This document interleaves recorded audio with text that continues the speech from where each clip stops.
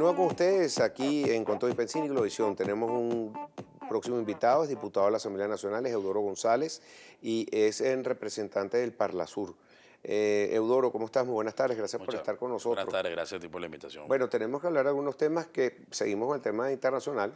Por Sí. supuesto, tuvimos el profesor hablando hace poco de todo lo que fue el sí, si quieres hablamos eso más adelante, pero quería empezar contigo con el tema del Mercosur, porque vimos hace poco, voy a poner unas imágenes, por ejemplo, a Macri y Teller, que ya se convirtió en otro tipo de foro. El Mercosur, que antes nos recibía muy bien, ahora siguen todas sus negociaciones, conversaciones sin Venezuela. Ahora la Cancillería venezolana dice que eso es una agresión a Venezuela y Venezuela no termina de cumplir. Y para Venezuela sería malísimo y para todos nosotros que nos sacaran de ese foro que nos costó tanto entrar. Cuéntame Lo un poco primero cuál es la que debo situación de decirte es Mercosur. una declaración principista. Ningún venezolano puede querer para su país que su país sea excluido de foros internacionales algunos, así como venezolano, más allá de diputado y de todo, y de jefe de la delegación venezolana en el Parlasur y toda esa historia. Lo más importante es que como venezolano duele y ofende y afecta mucho que la mala praxis internacional, la mala praxis de política internacional, la mala praxis diplomática del gobierno nos tenga metidos en esta vergüenza continental que nos han metido. Pero como principio general debemos decir que no estaríamos de acuerdo y no nos gustaría, no queremos, no deseamos y no aspiramos para nuestro país ninguna exclusión de ningún foro internacional. Venezuela entra al Mercosur viendo allí una coalición política y en realidad Mercosur es una coalición económica. Mercosur es una alianza para hacer negocios. Mercosur es una alianza de países para comerciar, para tradear, para intercambiar bienes, servicios, productos terminados, manufacturas, etcétera.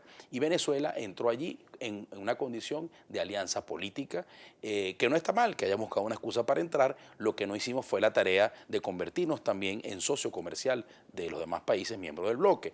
Más bien lo que hicimos fue comprar y comprar y comprar, porque teníamos muchos dólares, teníamos mucho dinero, y lo que hicimos fue traer a Venezuela toda una cantidad de cosas, y ahí hay una lista y un rosario de historias de alimentos, Pudreval, los contenedores de carne, toda esa historia que ya no vamos a repasar, pero no vale la pena. Pero la realidad concreta es que Venezuela entra allí en una alianza política y no supo aprovechar esa oportunidad para convertir y meter al país, incluir al país en una alianza comercial efectiva, y entra por razones políticas. Luego, esa ceguera ideológica, a pesar de la crisis que tenemos los venezolanos hoy, el gobierno insiste en mantenerla.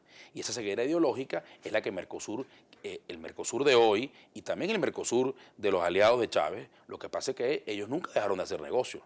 Brasil no dejó de exportar granos, maíz. Argentina no dejó de producir carne. Los uruguayos no dejaron de producir carne. Todos los países siguieron produciendo. Lo que pasa es que nosotros seguíamos, claro, teníamos el flujo de dólares importante y nos quedamos un poco, como dicen por ahí por la calle, nos quedamos pegados en ese discurso político y no atendimos la parte comercial.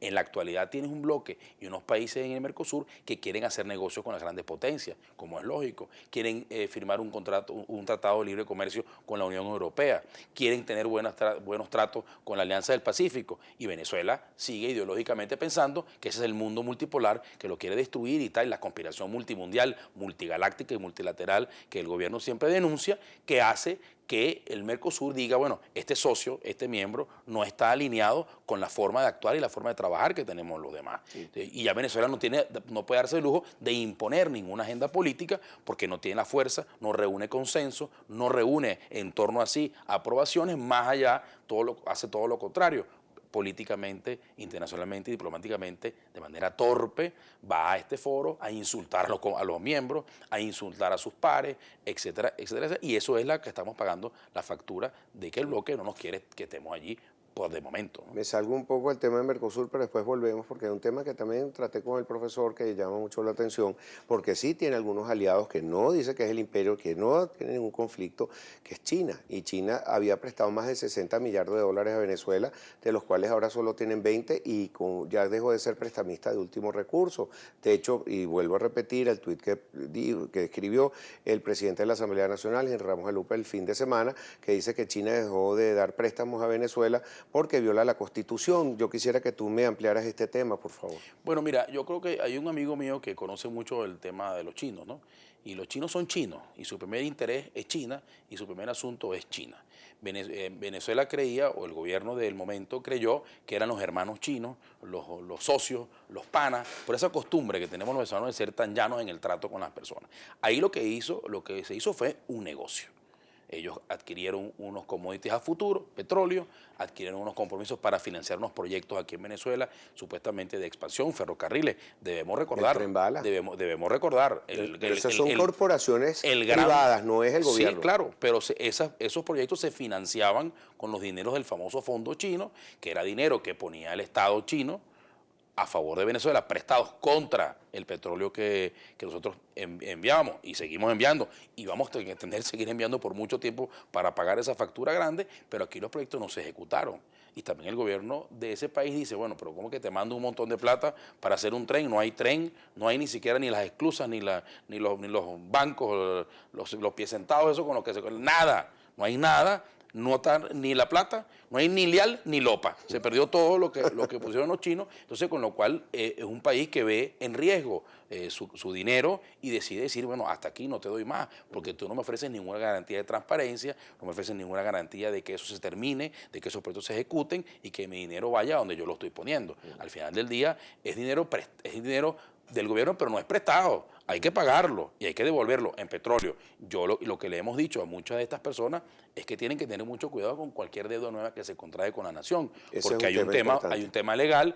Es mentira, no es cierto que el presidente puede autoaprobarse su presupuesto nacional mediante un decreto o con la anuencia de una sala constitucional transitoria. Eso no es cierto. Eso tiene que pasar por la Asamblea Nacional. No es cierto que los endeudamientos públicos, las emisiones de nuevos bonos y todas esas operaciones que ellos pretenden hacer se pueden hacer sin la anuencia de la Asamblea Nacional. No es cierto que se puede desarrollar un tema minero sin la anuencia de la Asamblea Nacional. Complementando tu idea, recuerdo que los artículos 311 y 313 de la Constitución dicen que la ley de presupuesto necesita ser enviada y aprobada del Ejecutivo Nacional al Parlamento para su aprobación. Y ayer Alejandro Grisanti, que es un analista de Wall Street, nos dice ayer de que bueno, que está bien que el Tribunal Supremo le diga que sí o que no, pero el Tribunal Supremo no es quien para aprobar presupuestos, no son economistas que van a saber, y tú no le puedes aprobar a una persona, un tesorero de una compañía, por ejemplo, mira, tú te pagas y te das el vuelto, porque entonces, mira, se presta cualquier cosa. No hay control, que es lo más importante. Sobre todo, ¿quién elabora el presupuesto? Los presupuestos nacionales de todos los países, y en Venezuela tradicionalmente, deben obedecer a criterios de racionalidad del gasto, inversión, atención a la seguridad social, en fin, y son cosas que tienen que debatirse y por eso se van a la Asamblea Nacional. Están las comisiones de trabajo, educación, salud, cultura, seguridad, cada una aporta sus elementos a lo que debe ser la construcción de un presupuesto nacional y por eso va a la Asamblea, porque ahí es donde tiene que debatirse. Claro. Al final es el dinero de todos los venezolanos y tenemos que decidirlo los representantes de todos los venezolanos. Sobre la posición entonces ahora de UNASUR, tenemos dos foros internacionales, Mercosur, que podría considerarse de centro, y lo que significa UNASUR, porque están todos los representantes de izquierda. Bueno, yo creo que hay un tema allí que tenemos que tratar de superar los venezolanos, ¿no?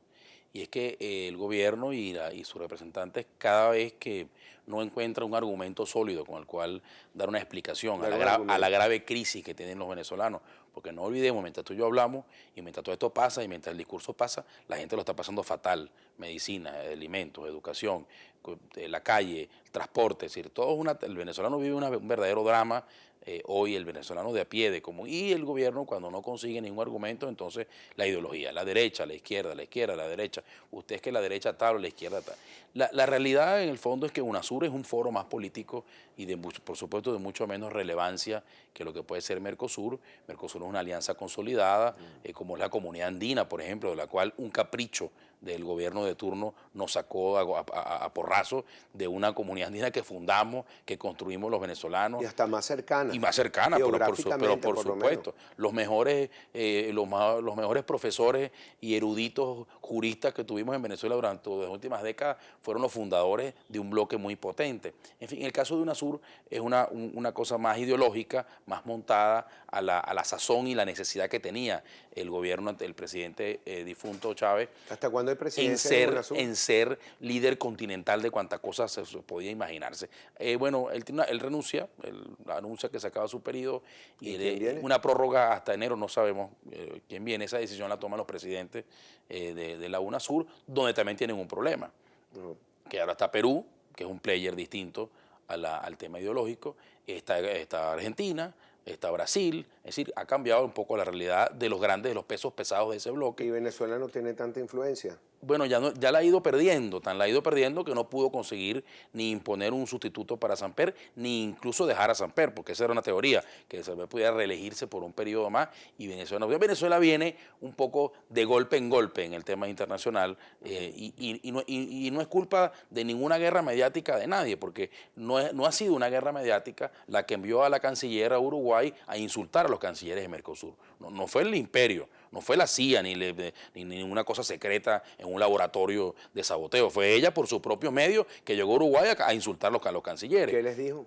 Bueno, que si uno era un cobarde que se escondió en un baño para no verla, ese tipo de cosas no son bien vistas en ninguna diplomacia y mucho menos en un país que está atravesando esta crisis institucional que hace que los demás observen. Por ejemplo, Venezuela no ha ratificado la normativa de Mercosur para el libre tránsito de bienes y servicios y personas. Entonces, ¿cómo tú quieres estar en un mercado y no ratifica el elemento más importante que es la resolución? Pero aquí se calificó esa resolución como de agresión, esa llamada observación, mira, Bueno, tiene que cumplir.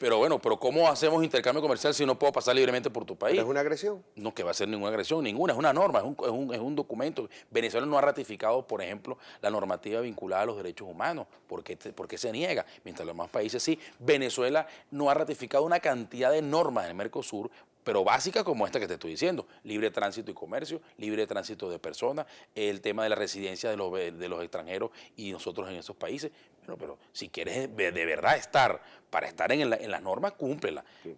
Te tengo que tocar el tema de lo que significa el diálogo o negociación que se ha presionado internacionalmente.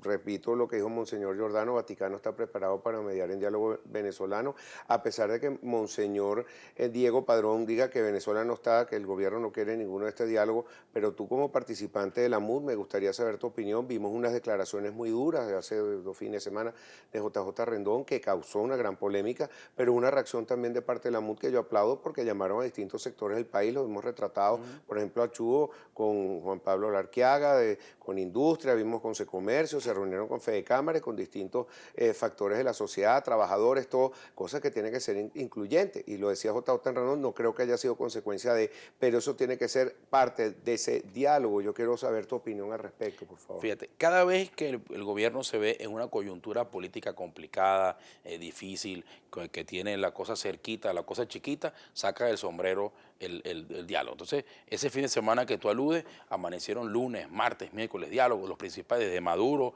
para abajo. No, tenemos que hablar, hay que dialogar. Hasta el doctor Rangel, por ahí lo vi, una declaración, el diálogo, la conversación. Sí, claro, pero por supuesto, el diálogo y la conversación es parte de la vida política de cualquier país. Pero ¿cómo tú vas a dialogar cuando tienes un Tribunal Supremo de Justicia que ha eliminado, desconocido y violentado la voluntad popular cuando se ataca a la Asamblea Nacional?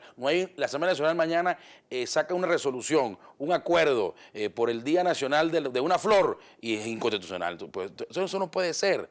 Tienes el gobierno diciendo que eso está autodisuelto, que eso está autoeliminado, pero ahí están los diputados. Yo vengo de la sesión, ahí estamos todos sentados. Si estamos autodisueltos, ¿qué hacen asistiendo a la sesión del Parlamento? Si estamos autodisueltos, ¿por qué les molesta tanto el tema presupuestario? Pero esas mismas personas están elegidas también por el pueblo. Pero por supuesto, y ese es el foro. Bueno, lo que pasa es que ahora cambió. Antes eras mayoría, ahora eres minoría. Pero en ningún momento la directiva actual ni la Mesa de la Unidad Democrática ha tenido un gesto de atropello ni de insulto a ninguno, ni de violentar sus derechos políticos a ninguno de los parlamentarios. ¿Qué ha pasado con yo sé que no es tu área de experticia, pero se trató en la Asamblea, y si me puedes decir, ¿se aprobó o no se aprobó el canje del bono 2017? ¿Por qué? Porque se está poniendo en garantía un bien de la nación, un bien internacional sobre todo, y que tiene que aprobar la Asamblea constitucionalmente si es su venta, pero ponerlo en garantía, si tú no cumples con el pago, tienes que venderlo, o sea que igual lo tiene que aprobar. No, en la Asamblea no se ha aprobado nada de eso. Ni el gobierno lo ha presentado y ya dijeron que no lo van a llevar y en fin, y ellos harán su negocio solos y allá correrán el riesgo los tenedores de ese papel y correrán el riesgo las calificadoras. En fin, ya no es una materia que yo sea muy experto, pero esas son materias reservadas constitucionalmente a la Asamblea Nacional. No puede, como tú decías antes, ¿con qué capacidad 8 o 12 magistrados deciden ahora presupuesto, economía, canje de bonos? Bueno, esos son unos, más que abogados, son unos eruditos porque saben de todas las materias, que astrología, cambio climático, medio ambiente, una cosa increíble. Parece con todo y Pensini. Parece con así es. Y un poco más. Y un poco, ¿viste? Y un poco más. Entonces yo creo que en definitiva el tema de diálogo tiene que venir. Yo ojalá se pueda producir un diálogo en Venezuela. En Venezuela no se dialoga, no se habla política de los últimos 20 años. No ha habido conversación y diálogo político en las últimas 2 décadas. Este país tiene 2 décadas sin hablar de política y sin dialogar las partes. Y yo creo que ese diálogo no puede ir con ninguna condición,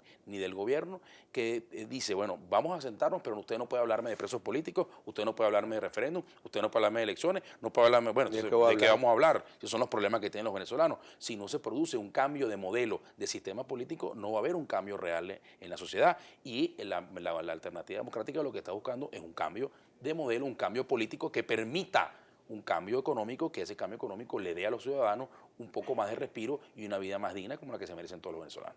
Diputado Doro González, muchísimas gracias por haber estado hoy con nosotros y bueno, por fin logramos la entrevista, ¿no? Sí, muchas gracias. Tiempo buscándola, te viaja mucho. Sí, en lo viaje. Bueno, muchísimas gracias por estar con nosotros y ya nosotros regresamos con más para ustedes aquí con Todo y Pensini, Globovisión.